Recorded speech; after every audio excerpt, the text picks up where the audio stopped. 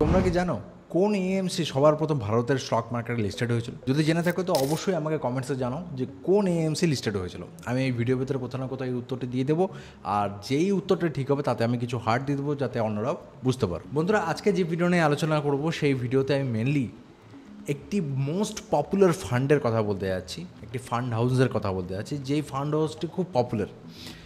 এই এএমসির যে main USP সেটা হচ্ছে এর নাম, সেটা হচ্ছে এইচডিএফসি।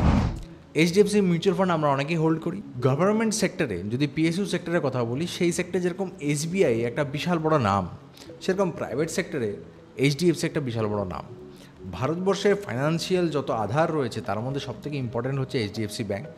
আমরা গত কয়েকটা ভিডিওতে দেখেছি বেশিরভাগ ফাইন্যান্সিয়াল মিউচুয়াল ফান্ডগুলো এইচডিএফসি ব্যাঙ্কের অবশ্যই স্টক নিজের কাছে রাখে। সেখানে আজকে আমরা এইচডিএফসি এএমসির বিভিন্ন মিউচুয়াল ফান্ড সম্পর্কে আলোচনা করব। আমি 5টা মিউচুয়াল ফান্ড আপনাদের সামনে তুলে ধরবো। যে 5টা মিউচুয়াল ফান্ডের মধ্যে একটি সেক্টরাল ফান্ড রয়েছে, বাকিগুলো নর্মাল ফান্ড রয়েছে। প্রত্যেকটাই ডাইরেক্ট গ্রোথ, মানে এখানে কোনো মিডিয়েটার নাই, সেই অনুযায়ী রিটার্নগুলো দেখানো রয়েছে। আপনারা এগুলো রেগুলার ফান্ডও নিতে পারবেন, মানে ব্যাংকের থ্রুতে কিংবা কোনো ডিস্ট্রিবিউটার থ্রুতেও নিতে পারবেন। এবং এই ফান্ডগুলোর মেইন ফোকাস হচ্ছে ম্যাক্স টু ম্যাক্স আপনাকে রিটার্ন জেনারেট করে দেওয়া। তো বন্ধুরা, আর কোনো দেরি না করে ভিডিওটি স্টার্ট করা যাক। বন্ধুরা, ভিডিওটি স্টার্ট করার আগে একটি কথা বলতে চাই যে আমার চ্যানেলে মেম্বারশিপের অপশন রয়েছে। সেখানে আমি কিছু আলাদা ধরনের ভিডিও দিই, শেয়ার মার্কেট অ্যানালিসিস থেকে শুরু করে কীরকম স্টক ভালো হবে, কীরকম স্টক খারাপ যাবে, মার্কেট কোথায় যেতে পারে, বিভিন্ন লেভেল সম্পর্কে আলোচনা করি, এবং পোর্টফোলিও কী করে তৈরি করতে হবে এবং পোর্টফোলিওতে কী ধরনের মিউচুয়াল ফান্ড রাখতে হবে সেগুলো সম্পর্কে ডিসকাশন করি। যদি আপনাদের মনে হয় এই মেম্বারশিপ নেওয়ার প্রয়োজন রয়েছে তো আপনারা অবশ্যই মেম্বারশিপের থ্রুতে জয়েন করতে পারেন। সর্বপ্রথমে 5 নম্বরে আমি যে ফান্ডটি রেখেছি এইচডিএফসির, সেটা হচ্ছে HDFC flexi cap direct growth fund. Flexi cap কথার অর্থ হচ্ছে যে কোনো মিউচুয়াল ফান্ড যখন ডিসাইড করে মার্কেটে যেভাবে পারফরমেন্স হচ্ছে সেই অনুযায়ী সেই পার্টিকুলার ক্যাপের শেয়ার নিজের কাছে বেশি রাখবে, সেই যে সুবিধাটা সেটা হচ্ছে ফ্লেক্সি ক্যাপ দিয়ে থাকে। তার মানে যখন প্রয়োজন হবে ফ্লেক্সি ক্যাপ অনেক বেশি লার্জ ক্যাপ নিজের কাছে রাখতে পারে, যখন প্রয়োজন হবে ফ্লেক্সি ক্যাপ তখন অনেক বেশি স্মল ক্যাপে নিজের কাছে রাখতে পারে। যদি large cap small cap perform না করে তাহলে মিড ক্যাপের দিকেও সে যেতে পারে। এই ফ্লেক্সিবিলিটির জন্য এই ফ্লেক্সি ক্যাপ ফান্ডগুলি রিসেন্ট কয়েক বছরে খুব পপুলার হয়ে গেছে। এইচডিএফসি ছাড়া আরেকটি most popular flexi cap fund হচ্ছে পরাগ পারিখের। আমি একটা ভিডিও বানিয়েছিলাম, সেখানে পরাগ পারিখের কথা বলিনি, তো সবাই খুব কমেন্ট করছিল যে পরাগ পারিখের কথা বলিনি। আমি সেই ভিডিওতে পরাগ পারিখের কথা এই জন্যই বলিনি কারণ 3 বছরে তার রিটার্নটা একটু কম ছিল। তার মানে মোটেই এটা নয় যে পরাগ পারিখে একেবারেই বাজে।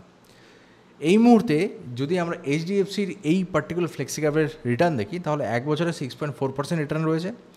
যদি আমরা 3 বছর রিটার্ন দেখি তাহলে 24.13% রিটার্ন রয়েছে, যেটা খুবই ভালো।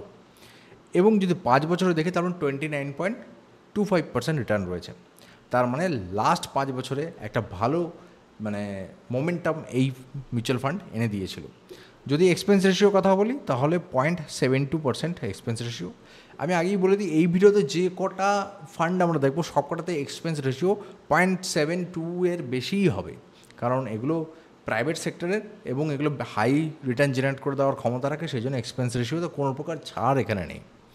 যদি এক্সিট লোডের কথা বলি তাহলে 1 বছরের ভেতরে কেউ যদি উইথড্র করো তাহলে এক্সিট লোড হচ্ছে 1%, যেটা সাধারণত স্ট্যান্ডার্ড হয়ে থাকে। কোথায় ইনভেস্ট করে দেখো, নিফটি 500 টিআরআইতে ইনভেস্ট করে। আমি আগের দিন একটা ডায়াগ্রামের থ্রুতে বুঝিয়েছিলাম যে নিফটিতে কতগুলো ইন্ডেক্স রয়েছে, কীরকম কীরকম ইন্ডেক্স রয়েছে। তো নিফটি 500-এর কথা যখন আমরা বলবো তার মানে সেখানে লার্জ ক্যাপ, মিড ক্যাপ এবং স্মল ক্যাপ সব কিছুই চলে আসছে। তার মানে এ সব জায়গা থেকেই যে কোনো স্টককে পিক করতে পারে। যদি বলি টোটাল নাম্বার অফ স্টক, দেখো 500টি স্টকের থেকে মাত্র 52 মানে 10%-এর কাছাকাছি একটা স্টক এর হোল্ডিংয়ে রয়েছে। তার মানে খুবই রিসার্চের থ্রুতে সে স্টকগুলিকে বাই করে, এই জন্য রিটার্নটাও বেশ ভালো। যদি আলফা দেখি তাহলে 7.9% এক্সট্রা বেঞ্চ মার্কেট থেকে ভালো রিটার্ন এই জেনারেট করে দিতে সক্ষম হয়েছে। বন্ধুরা, নেক্সট যে ফান্ডটির কথা বলবো সেটি হচ্ছে HDFC focused fund direct growth. Focused fund মানে কি?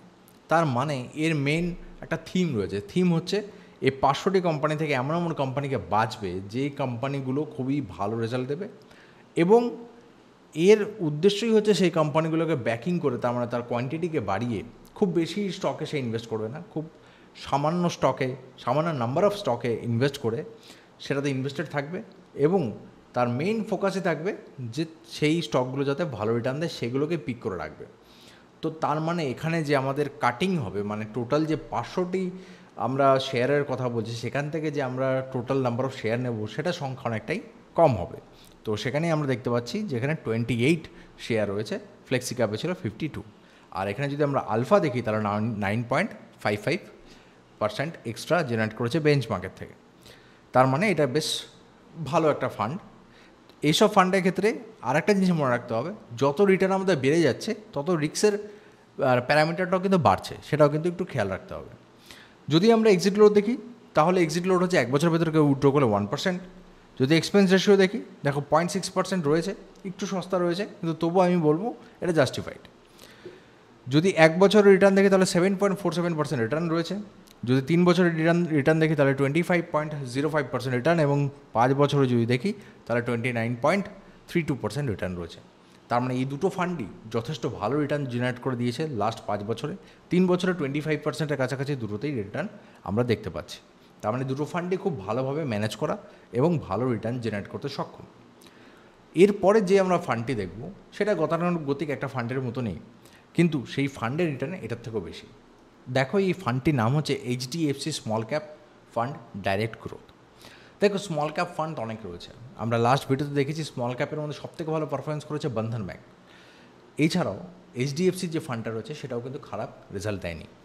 যদি আমরা এর 1 বছর রিটার্ন দেখি তাহলে 1.8% দেখতে পারো। এখানে অন্যান্য ফান্ডের থেকে একটু কম, কিন্তু এটা মনে রাখতে হবে এটা small cap fund. Small cap গত 1 বছরে খুব বাজেভাবে কারেকশন নিয়েছে, সেই জন্য পার্সেন্টেজটা তাও এখানে পজিটিভে রয়েছে। যদি আমরা 3 বছর অ্যাভারেজ দেখি তাহলে 26.68% রিটার্ন রয়েছে। যদি আমরা 5 বছর রিটার্ন দেখি তাহলে দেখো 34.34% রিটার্ন রয়েছে। আমি এটা বলছি না যে স্মল ক্যাপের মধ্যে সবথেকে ভালো ফান্ড, কিন্তু এইচডিএফসির যে কটা ফান্ড রয়েছে তার মধ্যে এটা একটা অনবদ্য ফান্ড। এখানে দেখো কোথায় ইনভেস্ট করে, বিএসসির যে 250টি কোম্পানি রয়েছে স্মল ক্যাপ, তার ভেতর থেকে সে স্টক পিক করে সেখানে ইনভেস্ট করে। দেখো অনেক বেশি পরিমাণে এখানে স্টক রয়েছে, 84 পরিমাণ নাম্বার অফ স্টক এখানে রেখেছে। এটা একটা কারণ যে এটা অন্যান্য স্মল ক্যাপ ফান্ডকে বিট করতে পারেনি, এটাও একটা কারণ, কারণ নাম্বার অফ স্টক বেশি। নাম্বার অফ স্টক যখন বেশি থাকে তখন কি হয়, দেখো একটা থিওরি রয়েছে, অনেকে বাইনোমিয়াল গ্রাফ করেছে ম্যাথে, তো এরকম একটা গ্রাফ হয়। এবার দেখো এটা হচ্ছে তার স্প্রেড, মানে কতটা অঞ্চল জুড়ে ছড়িয়ে আছে। তার মানে এতগুলো কোম্পানি, যদি আমরা এখানে নাম্বার অফ কোম্পানিতে যদি আমরা ভাবি যে যত বেশি কোম্পানি হবে এই রেখাটি তত বেশি হবে, তাহলে দেখো কি হচ্ছে, সাপোজ এটাকে আমরা ধরে নিচ্ছি একটা অপটিমাম ভ্যালু, সাপোজ 100। এবার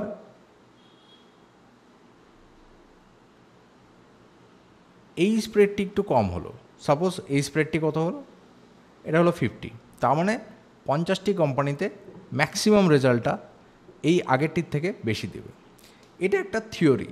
তার মানে যদি আমার অ্যানালিসিস ঠিক হয় এবং যদি আমি কম শেয়ারে ইনভেস্ট করি, কম শেয়ার বলতে একটা দুটো নয়, মানে অ্যাটলিস্ট এমন একটা অপটিমাম নাম্বার অফ শেয়ার আমার ফান্ডে থাকলো যেখানে ভালো রেজাল্ট দেওয়ার ক্ষমতা রাখা শেয়ারগুলো যদি থাকে, তাহলে আমার টোটাল বাস্কেটের রেজাল্টটা খুব ভালো হবে। কিন্তু ফান্ড ম্যানেজার যখন অতটা কনফিডেন্ট থাকে না, কিংবা তার যদি মনে হয় যে না একটু বেশি ডাইভার্সিফাই করতে হবে, যখন আমরা ডাইভার্সিফাই করতে যাই, সেক্টর ওয়াইজ করতে যাই ডাইভার্সিফাই, কারণ এগুলোতে তো মার্কেট ক্যাপিটাল ফিক্সড, যখন সেক্টর ওয়াইজ ডাইভার্সিফাই করতে যাবে তখন নাম্বার অফ শেয়ার যখন বেড়ে যাবে তখন তার স্প্রেডটা বেড়ে যায়। যখন স্প্রেডটা বেড়ে যাবে তখন তার একটু রিটার্নটা কম আসে। সেই জন্য এটা স্মল ক্যাপদের ভেতরে হয়তো 1 নম্বরে কিংবা 2 নম্বরে নেই, কিন্তু এটি একটি ভালো ফান্ড যেখানে স্মল ক্যাপ ফান্ডের ভেতরেও এটা টপ 5-এর মধ্যে আসবে এবং একটা ভালো রেজাল্ট দেবে। যদি আমরা আলফা দেখি তাহলে 3.96% এটা বেঞ্চমার্কের থেকে ভালো পারফরমেন্স করেছে। আমি আশা করি যেগুলো টপ পারফর্মিং ছিল সেগুলো হয়তো 7% আলফা ছিল, কিন্তু এখানে একটু কম আলফা রয়েছে, এটা তোমাদেরকে বলে দেওয়াটা জরুরি ছিল। দেখো নেক্সট যে ফান্ডটির কথা বলো সেটি হচ্ছে HDFC mid cap fund direct growth. মানে এটা মিড ক্যাপের যে 150টি কোম্পানি রয়েছে সেখানে ইনভেস্ট করে। কোথায় ইনভেস্ট করে? নিফটিতে, মানে এনএসিতে লিস্টেড যে 150টি কোম্পানি সেখানে নিবেশ করে। Expense ratio 0.75%, exit load 1%, number of stock 75 রয়েছে, আলফা 5.66 রয়েছে। যদি আমরা 1 বছর রিটার্ন দেখি তাহলে 3.05% রিটার্ন, যদি আমরা 3 বছর রিটার্ন দেখি তাহলে 28.50% রিটার্ন রয়েছে, এবং যদি আমরা 5 বছর রিটার্ন দেখি তাহলে 32.41% রিটার্ন রয়েছে। তার মানে এটাও একটা ভালো রিটার্ন জেনারেট করে দেয় 5 বছরে। এখানে যে র্যাঙ্কিংগুলো রয়েছে সেগুলো 3 বছরের বেসিসে রয়েছে, সেজন্য এটা 28.58% 3 বছরে জেনারেট করার জন্য এটা দ্বিতীয় স্থানে এসেছে। এবার অনেকের মনে হতে পারে যে আমরা 5 বছরের রিটার্নকে দেখবো না 3 বছরের রিটার্নকে দেখবো। দেখো, আমাদের লং টার্মে ইনভেস্টমেন্ট করলে 5 বছরটাই দেখতে লাগে, কারণ প্রত্যেক বছর সাপোজ আপনার কাছে 3টে ফান্ড রয়েছে, এবার 3টে ফান্ডের মধ্যে একটি ফান্ড 1 বছর খুব ভালো রেজাল্ট করে দেবে, হয়তো পরের বছর একটু কম দেবে, সেকেন্ড ফান্ডটি হয়তো সেকেন্ড ইয়ারে ভালো দেবে, থার্ড ফান্ডটি হয়তো থার্ড ইয়ারে ভালো দেবে। এবার প্রত্যেকটা ফান্ড এরকম কখনো করতে পারে না যে কন্টিনিউয়াস মার্কেট লিডার, সবসময় এইভাবে হয় না যে কন্টিনিউয়াস 1 নম্বরে পারফর্ম করে যাচ্ছে। তো যখন 5 বছর আমরা রেজাল্ট নিই তখন কি হয়, তো ওর একটা গড় আমরা CAGR পেয়ে যাই যে এটা কীভাবে ও একটা অ্যাভারেজে রিটার্ন দিচ্ছে। 3 বছরে নিলে পরে আমরা এটা বুঝতে পারি যে 3 বছর তার স্ট্র্যাটেজিটা কী রয়েছে, এবং 3 বছর আর 5 বছরের ভেতরে যদি খুব বেশি ডিফারেন্স আমরা দেখতে পাই, মেনলি ডিফারেন্সটা সাপোজ 5 বছরে 32% রিটার্ন দিয়েছে এবং 3 বছরে গিয়ে সেটা 22% রিটার্ন দিয়েছে, ঠিক আছে। যেমন এখানে দেখছো কত 29%, এখানে দেখছো 24%, ঠিক আছে। 29%, 25%, 4% ডিফারেন্স, 34%, 26%। এখানে এই যে স্মল ক্যাপ বললাম একটু রিটার্নটা কম আছে সেই জন্যেই, কিন্তু দেখো এখানে 32%, 28%, তার মানে রিসেন্ট ট্র্যাজেক্টরিও ঠিক রয়েছে। এবার অনেকের মনে হতে পারে যে সবকটাতে 3 বছরে কম, কারণ এই বছরটা যেহেতু নিচের দিকে গেছে সেই জন্য অ্যাভারেজটা কম রয়েছে। এরকমও সিচুয়েশান এসেছিল যখন 3 বছর রিটার্নগুলো 5 বছরের থেকে হাইয়ার ছিল। আমাদের মেনলি এটা দেখলে হবে না যে 5 বছরটা বেশি না 3 বছরটা বেশি, আমাদেরকে মেনলি দেখতে হবে যে ডিফারেন্সটা কত। যদি ডিফারেন্স 10%-এর বেশি হয়ে যায় তার মানে আপনার মিউচুয়াল ফান্ডে একটু প্রবলেম রয়েছে, হয় সে খুব ওভার পারফর্মিং করছে, ভালো প্রবলেম যেটা, আর যদি নিচের দিকে চলে যায় তাহলে আন্ডার পারফর্মিং রয়েছে, যেটা খারাপ প্রবলেম। তো সেটা অনুযায়ী আপনাকে নিজের সুইচিং করতে হবে। তবে 1-2 বছরে সুইচ করার কিছু নেই, কমসে কম 3-4 বছর পরে আপনারা সুইচ করতে পারেন। এবার last but not the least, যেটা টপ ফান্ড, সেটা সম্পর্কে কথা বলবো। এই ফান্ডটি দেখানোর আগে আমি একটা কথা বলে দিই, কিছু কিছু ফান্ড খুব ভালো পারফর্ম করে, লিস্টে চলে আসে পার্সেন্টেজের রিটার্ন যেহেতু বেশি পার্টিকুলার সেই ফান্ডটির, কিন্তু সেই ফান্ডটির নেচার বাকি ফান্ডগুলোর থেকে আলাদা হতে পারে। এখন অবধি যে কটা আমরা ফান্ড দেখলাম সে কটাতে কোনো পার্টিকুলার সেক্টরাল ফান্ড বলে কিছু নেই, কিন্তু এখন যে ফান্ডটি দেখবো সেটা সেক্টরাল ফান্ড, এবং এর টোটাল অ্যাসেট যেটা রয়েছে, অ্যাসেট আন্ডার ম্যানেজমেন্ট, সেটাও কম। তো এই সেক্টরাল ফান্ডটা বেশ ভালো রিটার্ন দিয়েছে, স্পেশালি 2021-এর পর থেকে মার্কেটে যত ইনফ্রাস্ট্রাকচার কোম্পানিগুলো ছিল সেগুলোর একটা হিউজ গ্রোথ বুল রান আমরা দেখেছি, সেই কারণেই এই ফান্ডটি বেশ ভালো রিটার্ন দিয়েছে। তবে সেক্টরাল ফান্ডে নিবেশ করার আগে আমি একটা জিনিস বারবার করে বলে দিতে চাই, এগুলোতে লং টার্ম হোল্ড করে থাকাটা কিন্তু খুবই মুশকিল, কারণ কোন সেক্টর কখন ডিক্লাইনে চলে যাবে সেই জিনিসটা যদি আপনারা ট্র্যাক না করেন তাহলে সেটা হোল্ড করে থাকার কোনো মানে হয় না। সেই জন্য যখনই কোনো সেক্টরাল ফান্ডের আমি কথা বলি এই জিনিসটা আমি বারবার করে বলে দিই, কারণ আপনাদেরকে সঠিক নলেজ দেওয়া এবং সঠিকভাবে সাবধান করে দেওয়াটা আমার প্রয়োজন। শুধুমাত্র আমরা রেজাল্টের দিকে তাকিয়ে এগিয়ে যাব না, আমরা তার রিস্কটাকেও বোঝার চেষ্টা করব। এই ফান্ডটির নাম হচ্ছে HDFC ইনফ্রাস্ট্রাকচার ফান্ড। এর 5 বছর রিটার্ন দেখো 36.24% রয়েছে, তার মানে বেশ ভালো রিটার্ন দিয়েছে। যদি 3 বছরের রিটার্ন দেখি তাহলে 31.72%, এটাও খুব ভালো রিটার্ন দিয়েছে। 1 বছর একটু ডিক্লাইনের দিকে রয়েছে। এবার যদি এর এক্সপেন্স রেশিও দেখো তাহলে 1.06%, সব থেকে বেশি এক্সপেন্সিভ এটাই। আর এক্সিট লোড হচ্ছে যদি 30 দিনের ভেতরে উইথড্র করে কেউ তাহলে 1% এক্সিট লোড দিতে হবে। কোথায় ইনভেস্ট করে? BSE মানে বম্বে স্টক এক্সচেঞ্জের যতগুলো ইনফ্রাস্ট্রাকচার কোম্পানি রয়েছে, ইনফ্রাস্ট্রাকচার যে সেক্টর রয়েছে সেখানে এই ইনভেস্ট করে। কটা স্টক রয়েছে এর কাছে? 55 স্টক রয়েছে। আলফা কত রয়েছে? 10.58%, মানে বেঞ্চ মার্কেট থেকে যথেষ্ট ভালো রিটার্ন দিয়েছে। এটা বেশ রিটার্ন দিলেও এখানে কিন্তু রিস্ক জড়িত রয়েছে, এই জিনিসটা বুঝতে হবে, এটা একটা সেক্টরাল ফান্ড। বন্ধুরা, আজকে ভিডিওতে এতটুকুই। আশা করি তোমাদেরকে নতুন কিছু জানাতে পেরেছি, নতুন কিছু ইনফরমেশন তোমাদেরকে দিতে পেরেছি। আমাকে কমেন্ট বক্সে অবশ্যই জানাবে যে এদের মধ্যে কোন মিউচুয়াল ফান্ডে তোমাদের নিবেশ রয়েছে, কিংবা যদি অন্য কোনো মিউচুয়াল ফান্ডে তোমরা নিবেশ করে থাকো সেই মিউচুয়াল ফান্ডের নামও অবশ্যই আমাকে বলে যাবে, যাতে আমিও শিখতে পারি যে তোমরা কোন সেক্টরে কিংবা কোন পার্টিকুলার মিউচুয়াল ফান্ডে নিবেশ করছো। বন্ধুরা, যে প্রশ্নটি সবার প্রথমে জিজ্ঞেস করেছিলাম তার উত্তর হচ্ছে Reliance Nippon life asset management company. এটি 2017 সালে ভারতের শেয়ার মার্কেটে লিস্টেড হয়েছিল।